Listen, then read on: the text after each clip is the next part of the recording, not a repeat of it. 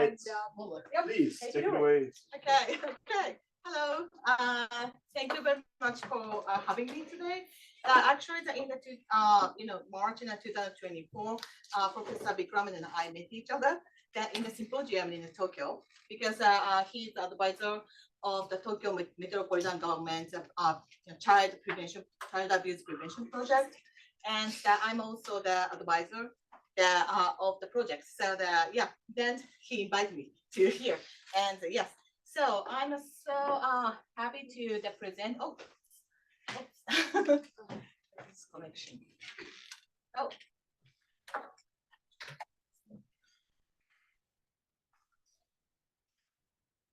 Okay. Right. Okay. Oh. Is it connected? Yeah. If you email it to me, you can just use my computer. Okay. Right now. Make sure the wire is the wire. It's the other end. It's the other end. It should be good. So that Okay. can I try? Sure, please go ahead. Yes. Okay. So that I don't want to waste time. Then so okay. So I'm talking about today the trauma recovery after gender-based violence and mixed method multi-country studies. So I hope that you're interested in my study.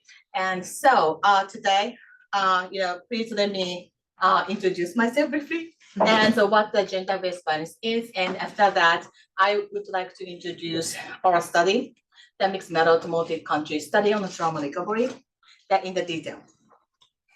Okay, so once again, it's a very pleasure to meet you all. I'm Sachiko Kita. I'm now the visiting scholar faculty at the University of Michigan since this September. Then I got the PhD at the University of Tokyo, and as soon as I got the PhD, I have worked as an assistant professor for 6 years, and after that, the junior associate professor for the 2 years. So my research interest and always focus on the gender-based violence, especially the family violence, such as intimate partner violence, child abuse. So then my my background is a nurse midwife, so that I'm always, interested in the intimate partner violence during pregnancy and its impact on the maternal mental health, such as postpartum depression, mother-to-infant bonding failure, and mother-to-infant parenting, such as infant abuse. Right.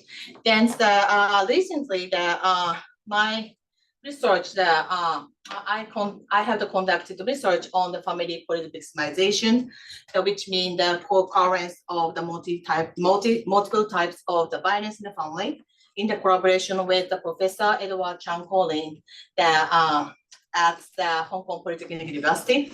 And now it's the trauma recovery project is that I'm talking about now. And also that I have conducted the studies for the perpetrators of the IBV and the child abuse, and also recently I used the national-wide data set across Japan to identify the real situations of the child suicide attempt and self-harm. Okay, right. So what is the gender-based violence? Have you heard the term? Right? Okay. So the gender-based violence is any harm, threat, or act based on the biological sex, gender identity, sexual orientation, and or the lack of adherence to the gender norm. And human rights issues often sanctioned by the society that root in the gender inequality, in particular against the women. That's the GBV does not that includes not only the violence against women, and of course violence against men, violence against the LGBTQ in the context of the gender. And recently I have conducting the studies focusing on the male victims.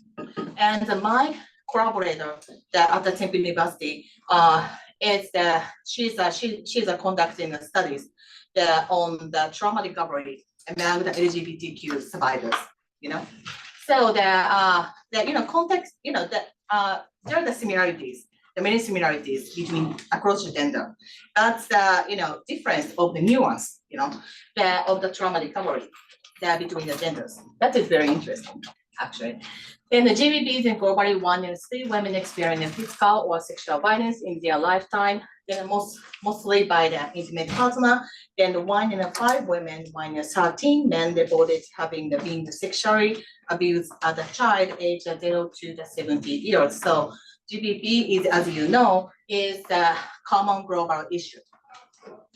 So GBB is the very wide concept in the kind of the over, umbrella concept, including the many kind of the violence, IBB, child abuse and neglect, stalking, and sexual harassment, sexual assault, and so on. So GBB is, includes not only the violence in the family, but also the violence in the community, school, and the workplace. So, according to our studies, we found that the trauma caused the connections to the fall apart. So what's a connection? Body, mind, behaviors.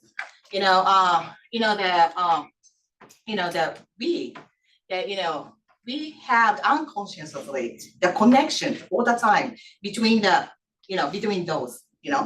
Then for example, you are frustrated.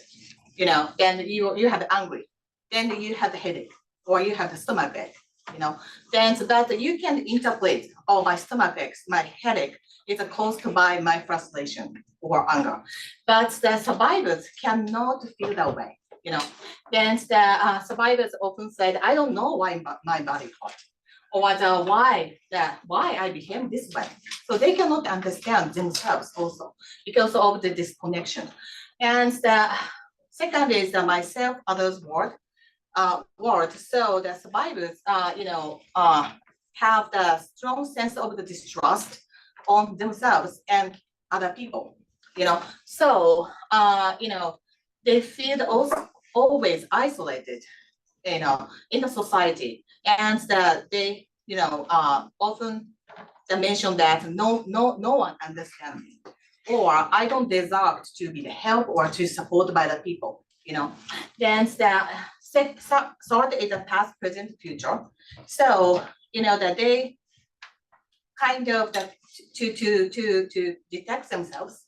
Of course, they have the memory loss, and that they can't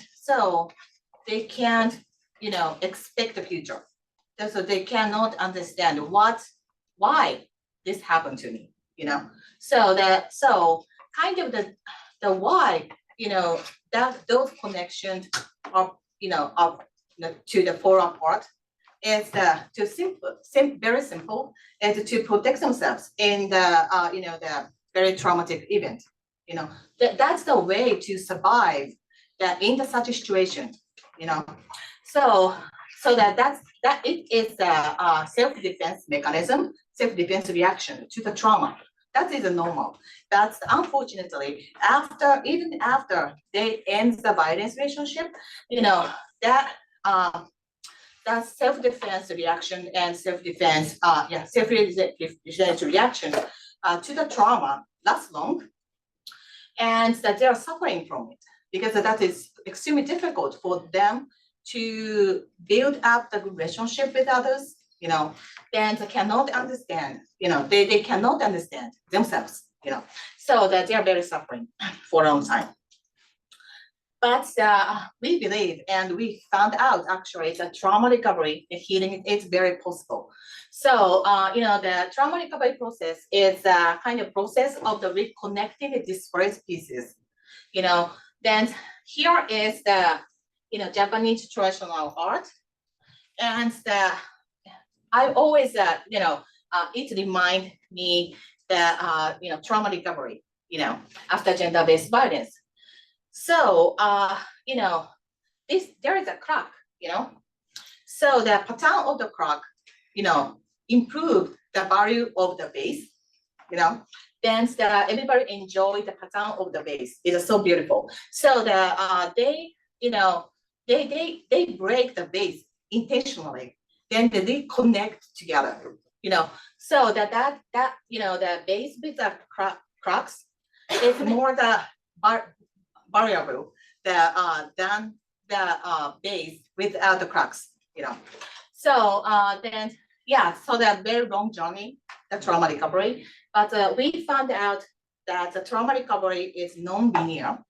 Of course, that's very, upside down and back and forth, and also diverse and very cultural. So also, as you know, the studies are focusing on the negative consequences of the trauma.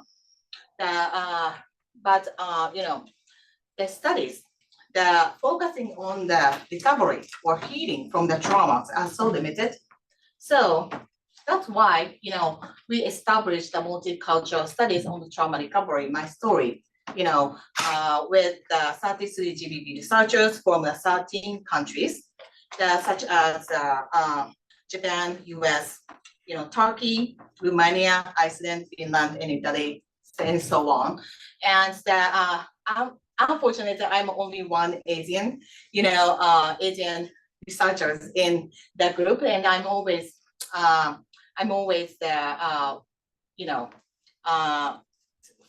try to find an Asian partners, so that if you are interested in the please, connect to me. So my story team is directed by the Professor Dennis St. Arnold at the University of Michigan.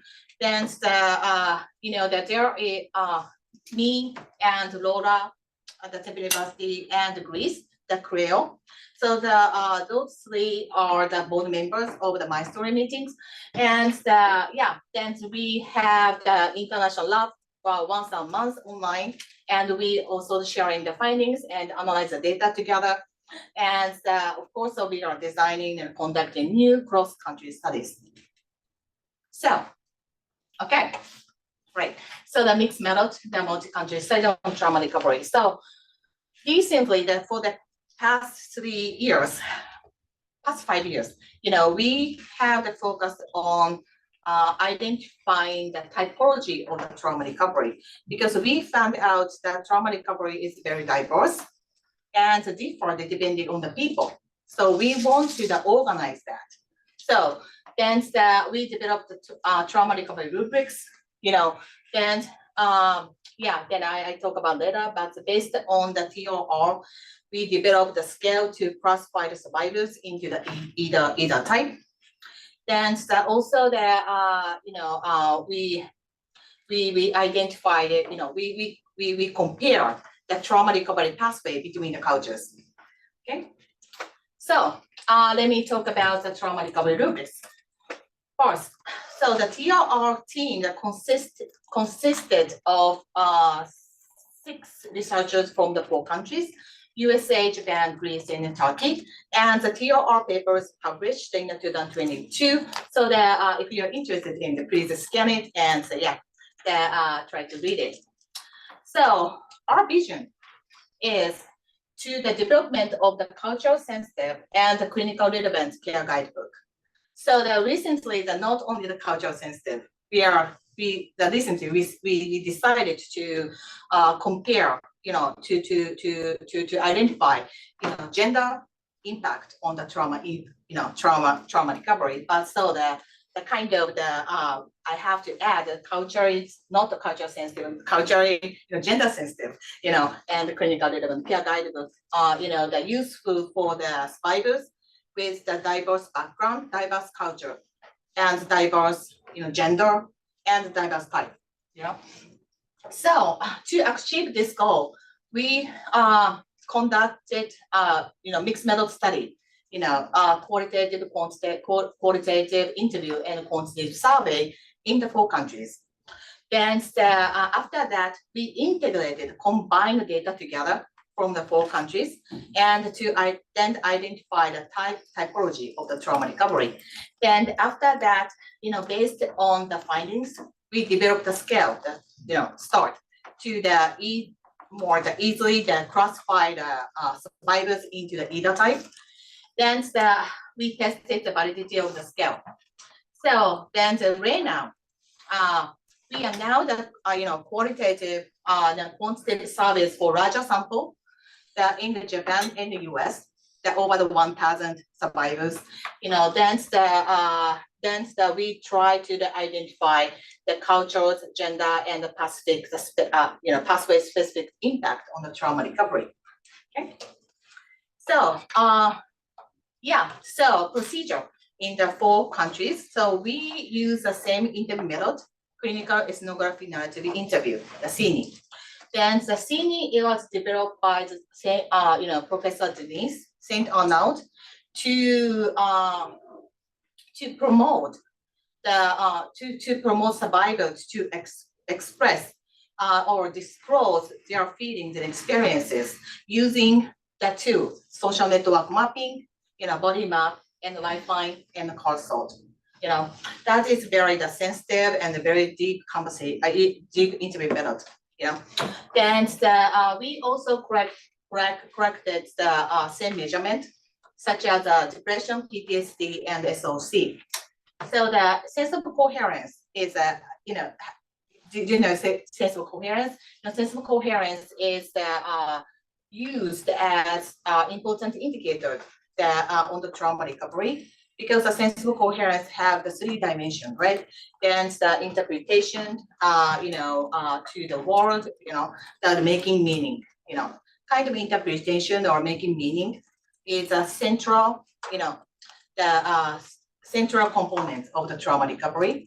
So we use that scale to measure the trauma recovery. So that we conducted the qualitative and quantitative studies for the 35 GBV survivors in the 4 countries. And we combined the data, analyzed the qualitative data first, then to identify the typology of trauma recovery, which is called the trauma recovery rubrics.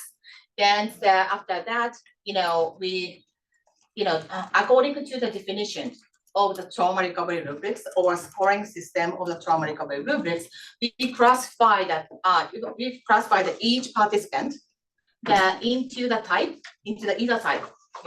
then it is called a quantizing, that's mixed method, that study, method, Then after that, using the variables, the quantized, we, simply compare the PTSD, depression and a sense of coherence scale between the types, okay?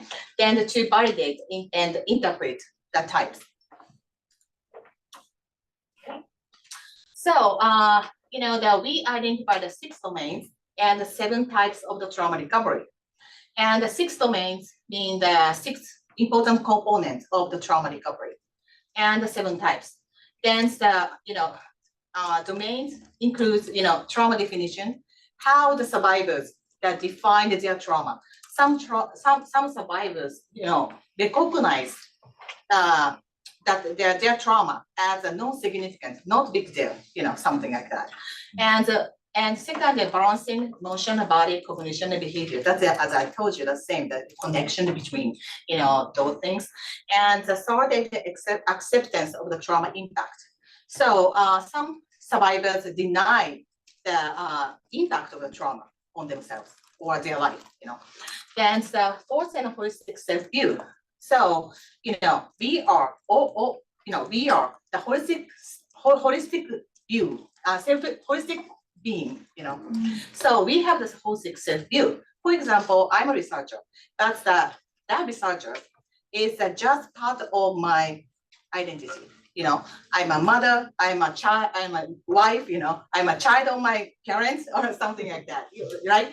But some survivors, view themselves as the victims 100%.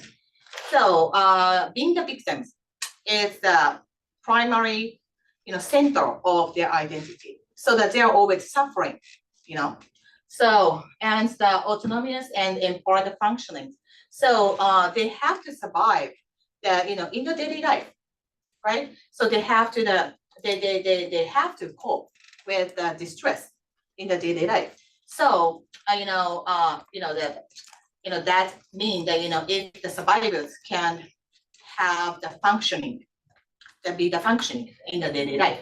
And the 6th, engagement in a supportive social network.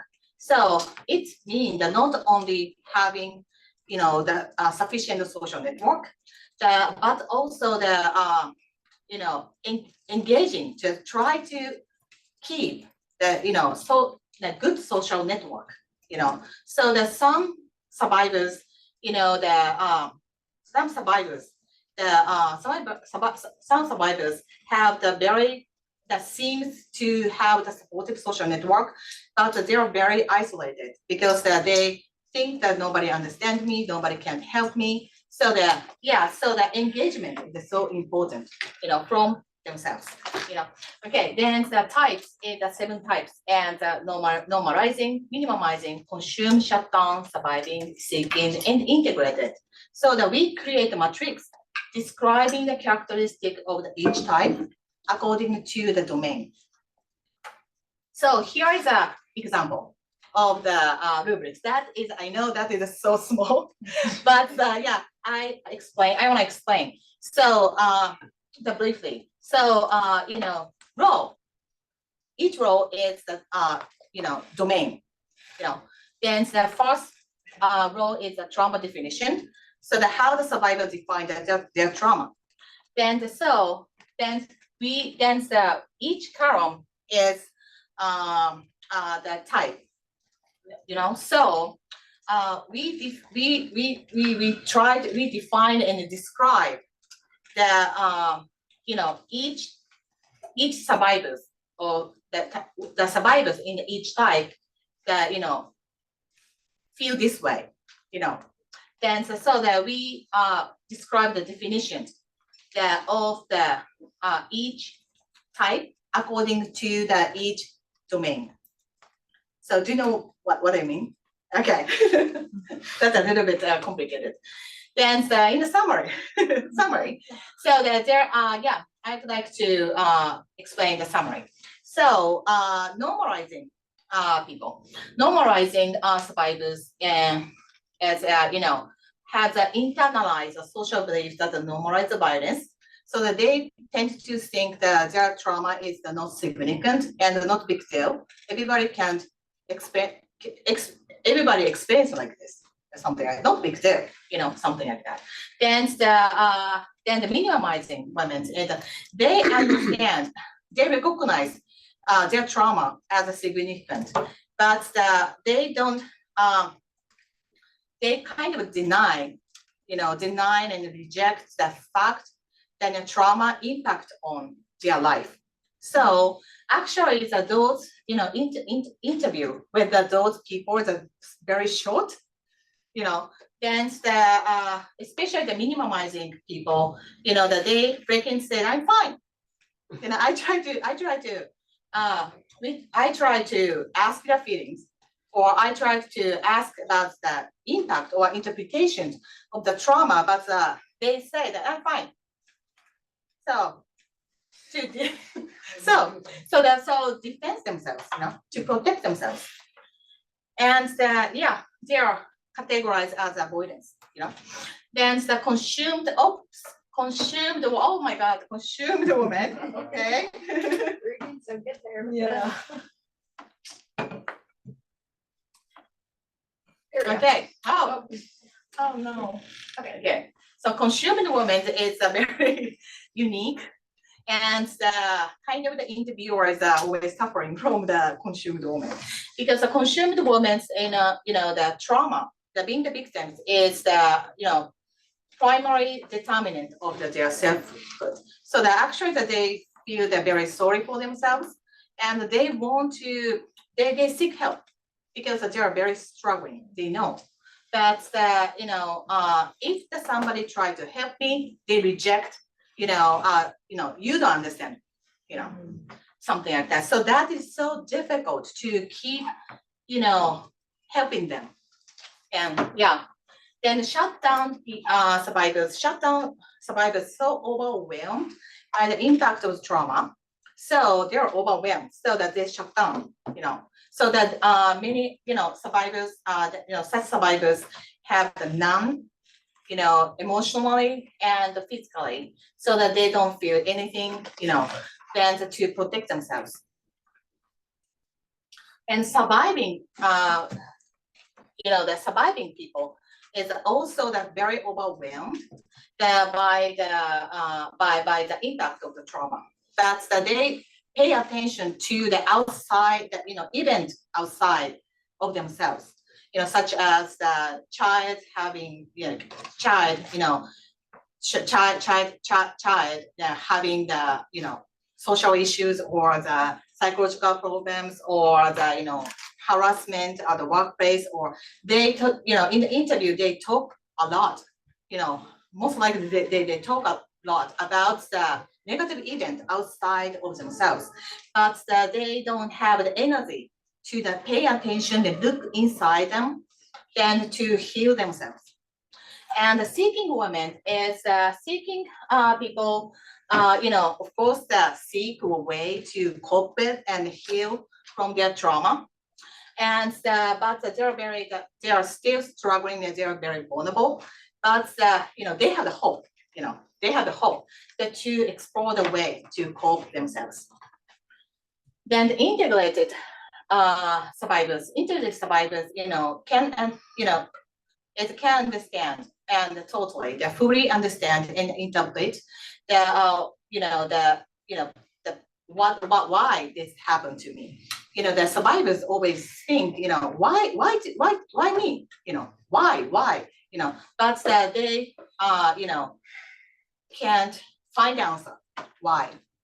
And so also they can feel the connection between the bodies, there's so many connections, so that totally, they totally understand that about themselves. So that they feel the peace inside and the healing from the trauma. So there are 7 types.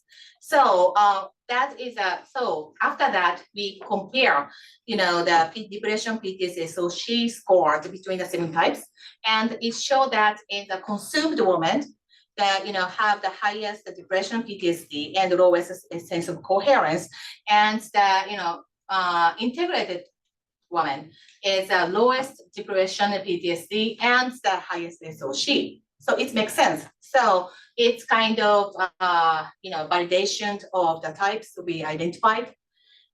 Okay, so then next, then we developed this self-assessment for trauma recovery to the start, because that is not feasible, that to ask future researchers or providers to use the TRR to classify the survivors into either type. So we have to develop the simple scale, to classify the survivors into the either type. So and also that we combine, the normalizing, the minimizing types into the one type in avoidance. So the kind of the 6 types, and the 6 items for each question. So we ask the participant to select one of the six items for each question. Then we already tested validity of the scale using the American samples, and that is accepted. Just accepted. So that I'm super happy about it. Yes.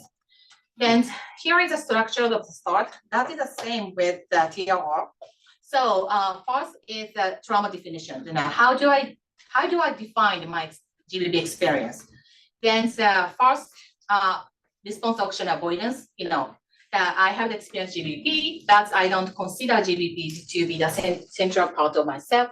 Then the second, the consumed woman, it's hard to think about myself without thinking about the GBB I have experienced, something like that. So that order of the response option the same for the other, question.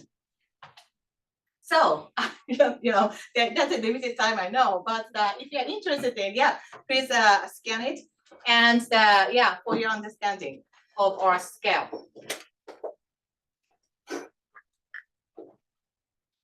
All right. Okay, so the why you're doing that, I explained the validity of the start. Okay, so the data from the 325 GBB survivors in the USA were used Then also that we conducted the latent cross analysis. Have you heard the latent cross analysis? Yes. Then to test whether the start can be classified into the types. Then the LCA and the EFN and CFA are the not that little bit seems a little bit similar, but then completely different. The LCA and the people centered, they're classified into the group according to the each person response pattern. Then the LCA is useful for the binary variables, and it showed the response probability, the percent possibility of the saying yes to each item. So that then the data automatically according to the response probability, LCA, the software automatically classify the participant into the either type. Then we also you can decide the best class models according to the model fit indicators. Yeah, here is samples of the response probability, and the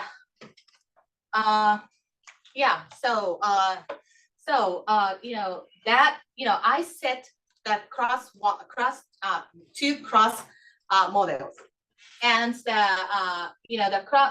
then software, M+ software in the classified 39.3 participant into the class 1, red group, and 60% of participants are classified into the class 2, the blue. Then here is the response probability. So probability. So that we can check the top of mountain to identify the feature of the characteristic of each class.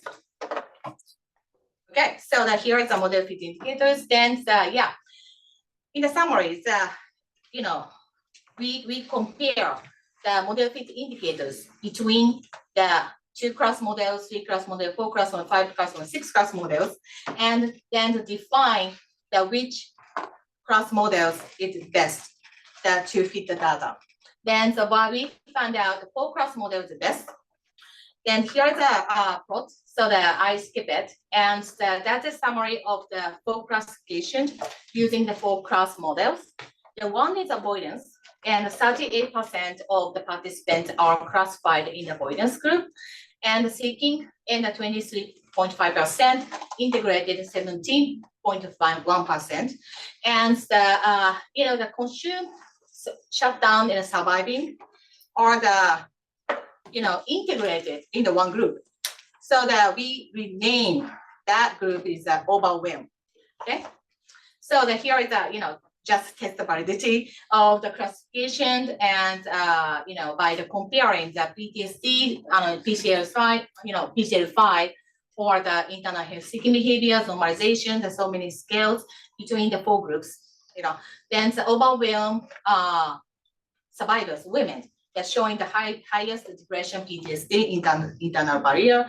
The avoidance women is showing the lowest depression and PTSD, and the barriers. It surprised us, but it makes sense because avoidance people is denied the impact of the trauma.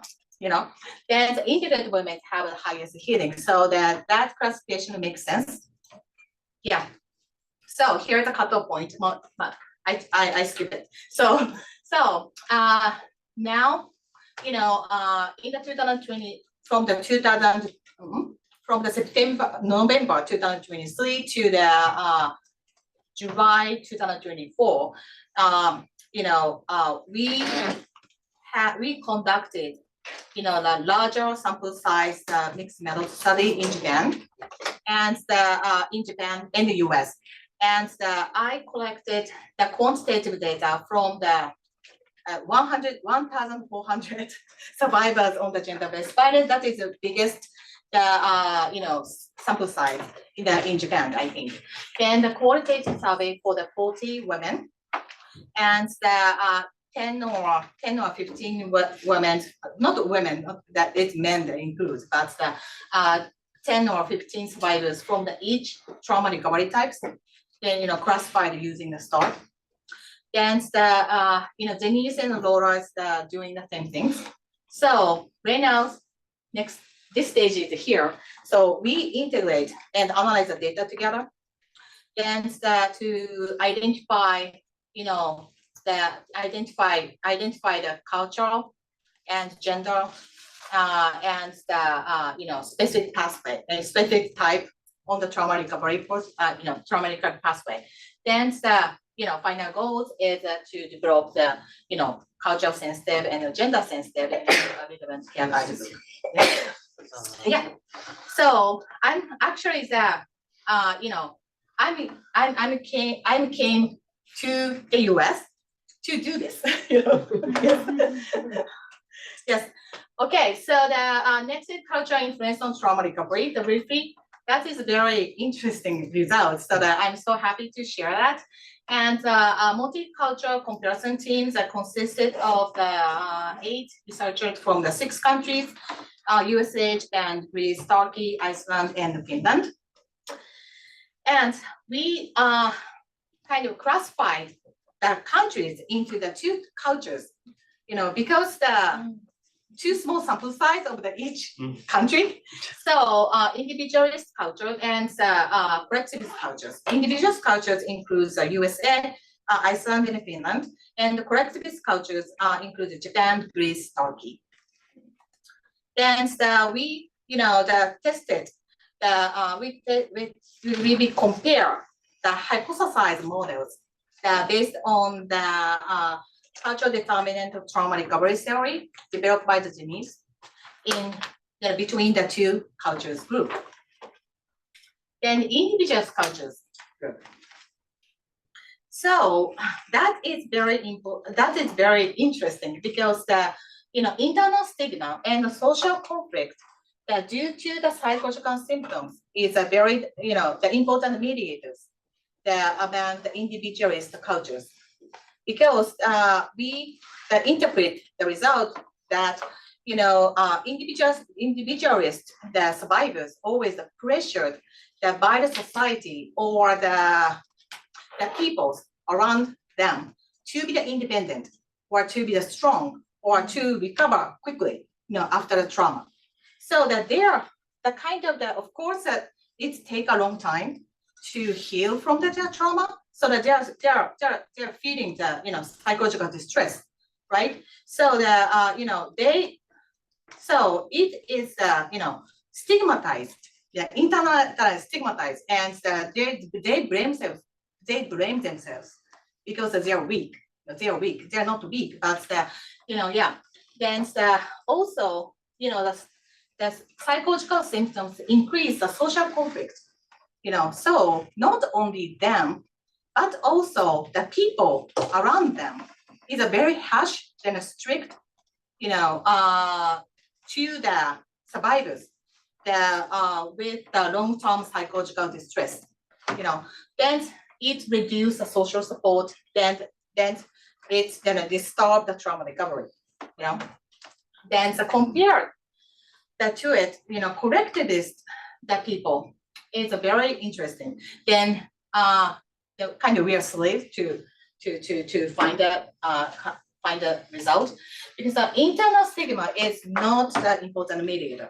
Yes, then the collectivist cultures have many the social problems that high gender bias, then the male domination society. So we recognize we are weaker in the society, So the kind of the not internal stigma, right?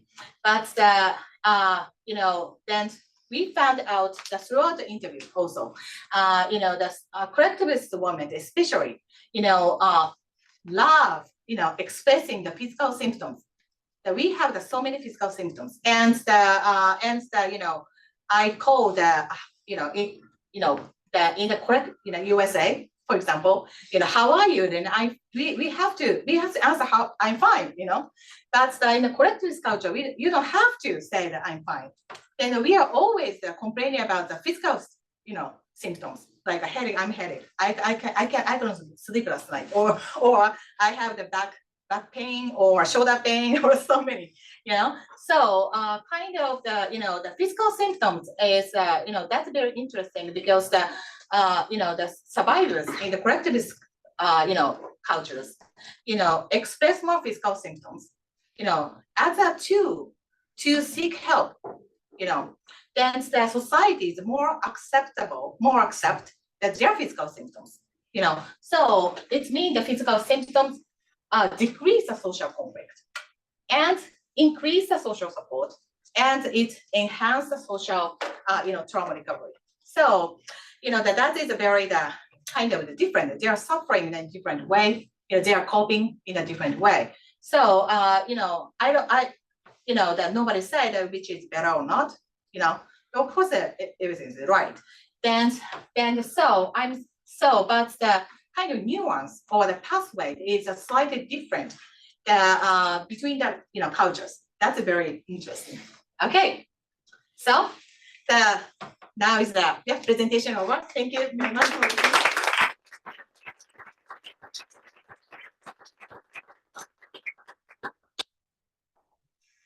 Yes.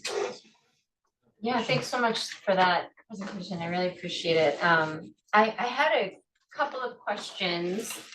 So help me out too if I'm not reading them very clearly, but is it all right if I just say both questions, or do you want to answer one first and then the second? Yes, please. Yes. Say it together? No, please. One first. One by one. Okay, so the first one is, I feel a little bit more straightforward, which is the way that you presented the categories that you've created based on the data. They seem to be presented to me as quite static, both in terms of how they were at the time that the data was collected and used to define them, but also in terms of how long that person stays within that category for healing. So I was just curious, is that sort of also how you see it? Because I also see those categories as very much being, some of them happening at the same time and also happening even over time, changing as the person, depending on where they are in their life, or even, and leading up to my next question, depending on what kind of community or other supports they have collectively or individually. Actually, it really depends on the survivors. Actually, the very depending on the survivors, and I don't know. I can answer very clearly, but that's very deep question, and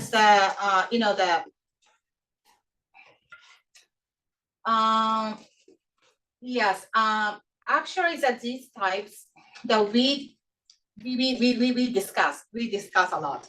Actually, that those types are stages of the trauma recovery, or state or determination of the but we concluded that that types of the trauma recoveries are the state, the temporary state. Right. And of course the integrated survivors seems very peaceful and desirable, but we don't want to pressure the survivors to become just like this, So then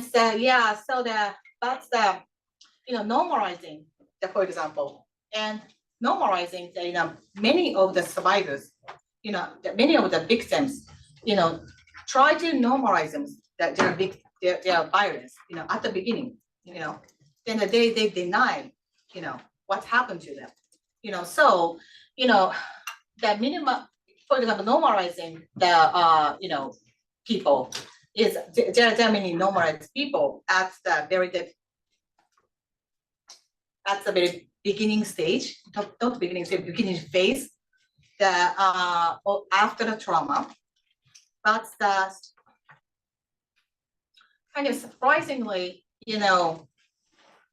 I have met, and my collaborators have met also. There are the normalizing the women that at the very data phase, then they keep the normalizing themselves. Then I actually we are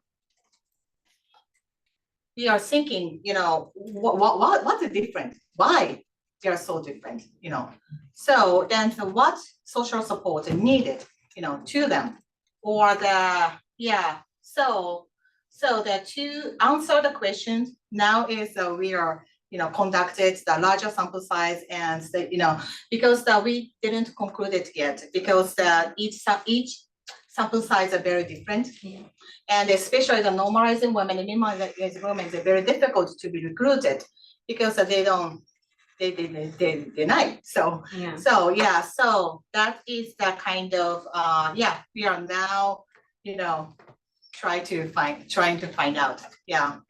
Great, yeah, and I think just sorry, my second question was a little quicker. I appreciate it because that was Yeah. a little bit of a long first question, but I really appreciate that you brought in the collective and the individualistic Yeah. perspectives. And one of my thoughts were, sort of considering the socio-ecological model in terms of how we can prevent and how we Right. can heal from trauma, Yeah. individual relationships, society, structural.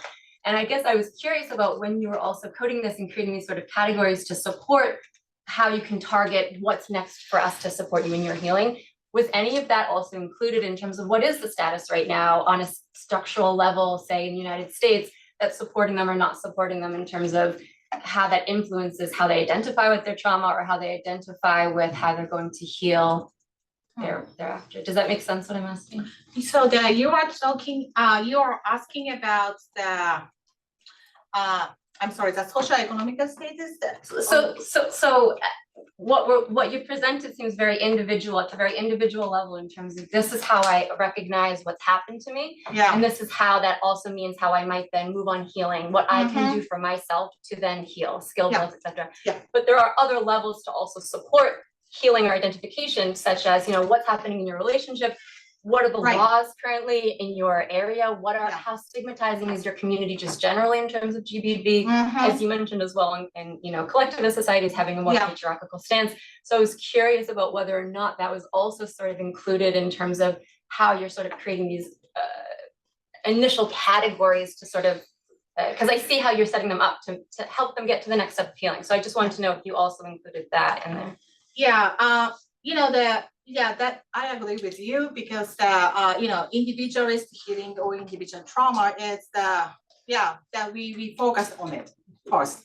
That's of course as I show you, culture, gender, or the socioeconomic status, or the social support, or around them, or interpersonal relationship is a very deeply related to each other, right? And that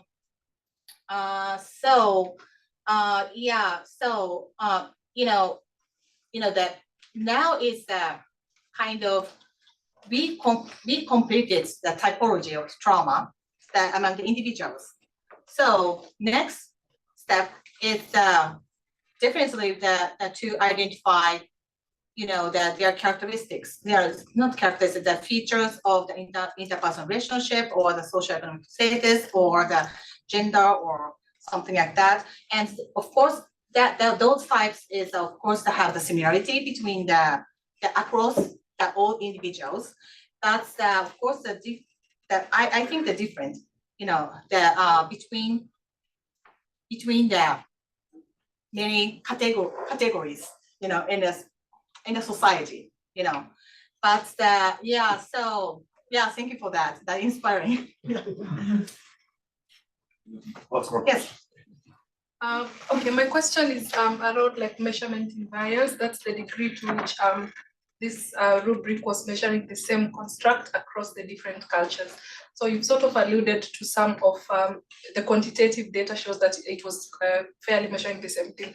But I'm just thinking about the qualitative components of it. So for example, you've measured in the different cultures, people expressing more physical symptoms.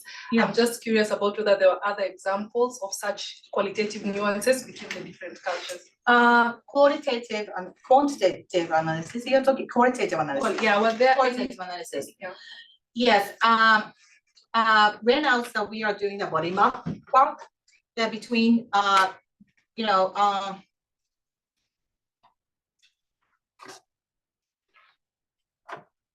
here. So here is a body map, So that is the kind of express the that's kind of the expression of the trauma, into the, yeah. So, right now, that we are analyze the qualitative data from the body map section and compare the expression of trauma between the 4 or 5 countries, I think. Japan, US, Greece, Turkey, and Iceland, or something like that. Yeah. And so we found out that, of course, that there are many physical expression among the individual, especially Japanese women. Japanese women love, love writing, the physical symptoms, and that's we found out that, for example, USA, American women didn't write that stuff so much.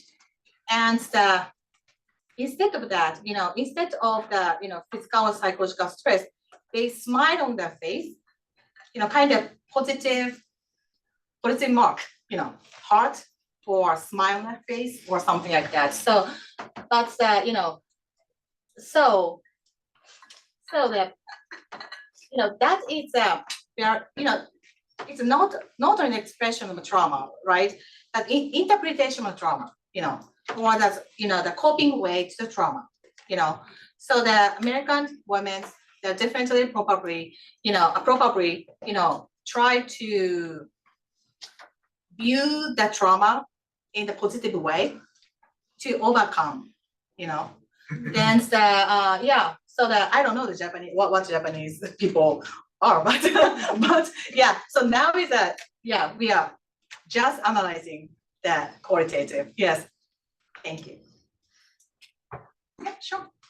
Okay, Yeah. I have 2 questions. One is related to the first sample that you have, like 24 women. So what were their profile? Or are they all heterogeneous in group? Because for me, the time of exposure, time of being victimized matters a lot if you are actually categorizing them on the stages. So if you can share about the profile of those women. For the especially 24, the Japanese women. Yes, all like 24 Japanese or USA. Okay. Are they all heterogeneous in or they are homogeneous in category? It's really depend on the countries, because we use the different recruitment method, and I collect the data from the providers. Yeah. So most of the women are the older and experienced the domestic violence, intimate partner violence for a long time. And because I recruit them in the shelter, then many of them have the children, and the single mothers, something like that. And the American women, Denise and Laura recruit those women as a flyer at the University of Michigan for the best. That is very interesting, but at the best. So then they're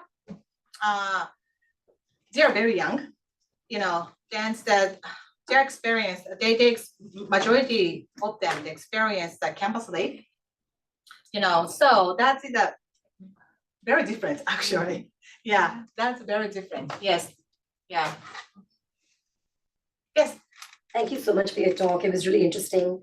I really appreciate Gloria's point about these typologies being kind of static, because as a clinician who sees trauma patients, I can tell you within 10 sessions, someone being within all those 6 categories, and then coming right back and going back to integrated a year later. So I think it's really cool what you've done in terms of having these typologies of recovery. And I really hope you do some research in the future that's kind of time series analysis or repeated kind of, testing of people's responses and what seems to be the dominant coping style. Because, on your questionnaire, it looks like you can choose single responses, but not multiple responses. And I can promise you most clients are going to be hitting multiple response options. Yeah, if they of course. can. Yes. So that's kind of one sort of idea for the future. One thing I kind of want to bring up is this category of avoidance. Can you go back to the slide where you had 4 categories? Not this one, yeah, the next one. Next one. I think you had one slide where you had the four class categories. 4 classes. Yes, 4 classes, okay. The 4 classes, Mhm. yeah. Yeah. So to me, it makes a lot of sense that you've combined normalizing and minimizing together. It makes sense that consume, shut down, surviving, and overwhelmed. My question for you is kind of conceptual. It's about the avoidance category. So what I know from doing trauma work is that not everyone gets PTSD after trauma exposure. Actually, only 8% of people get PTSD. The vast majority of people have natural recovery. So where are those represented?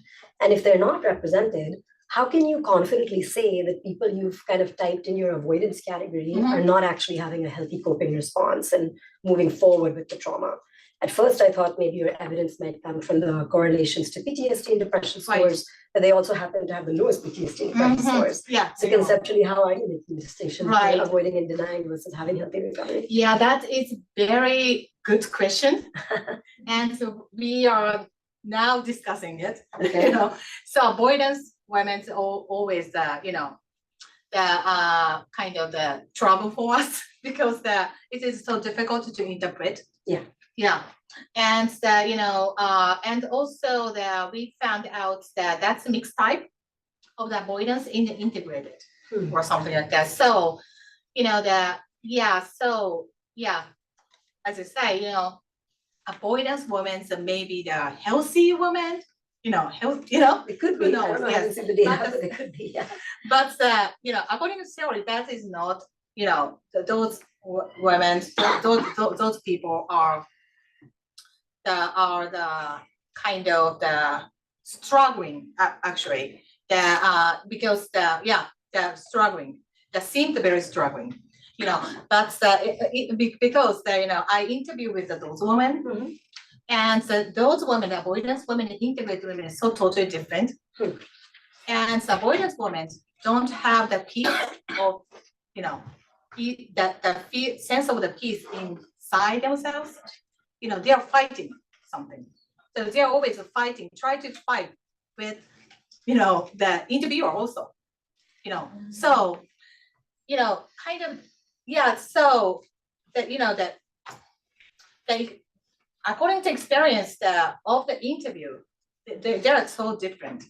So But one way to kind of test that in the data would be to look at these 38% in their PCL5s. And on the PCL5, there's internal avoidance, external avoidance, both these items.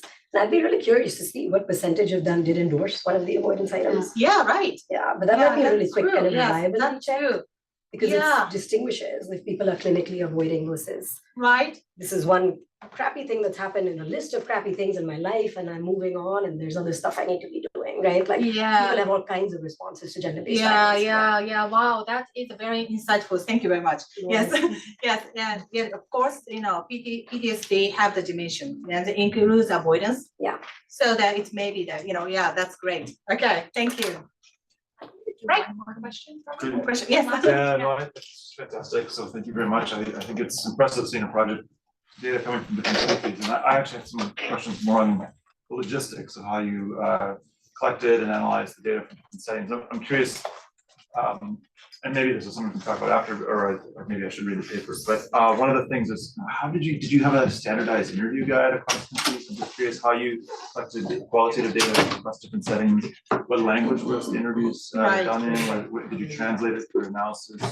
How did you go about the analysis process when you have 5, 6 different countries? And part of this I'm asking because we have a large project right now with qualitative data, some college students coming in from about 10 plus countries.